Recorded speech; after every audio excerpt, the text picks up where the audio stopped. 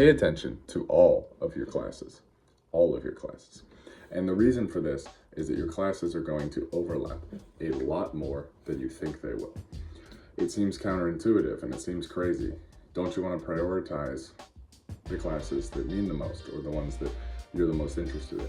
Yes, do prioritize the ones you need the most help with, the ones you're struggling the most.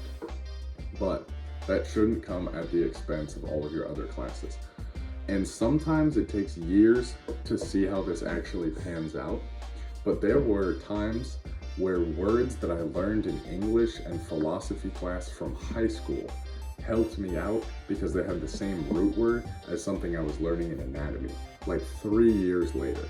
So your classes will overlap whether you like it or not, especially if they're in the same field.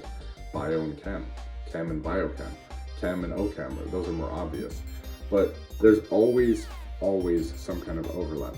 Physics and bio, talking about like xylem and phloem in trees and cohesion of water and that kind of thing. Well, that's all like pressure, right?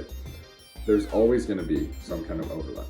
So investing in all of your classes and building a wider base of your knowledge pyramid is going to help you to learn more overall.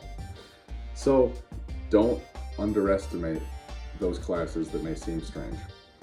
The other thing is that you have no idea what your future is going to look like. Like really, especially if you're in college, there's a lot of options. When I took chemistry in high school, everyone pretty much unanimously was like, when am I going to use this in life? I don't want to be a chemist. I kind of thought the same thing back in high school.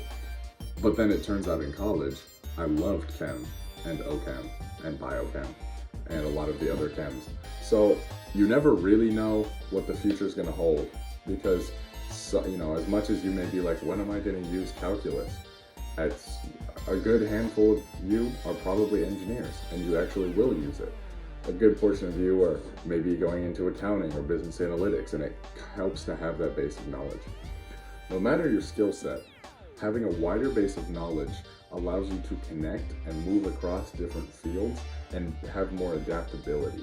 When you have more adaptability, you're more valuable, especially like in a market going for career opportunities, this and that.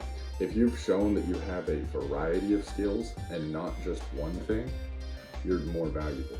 Now, being a specialist does tend to pay more, right? You want to be highly skilled at a particular task or talent. That is true.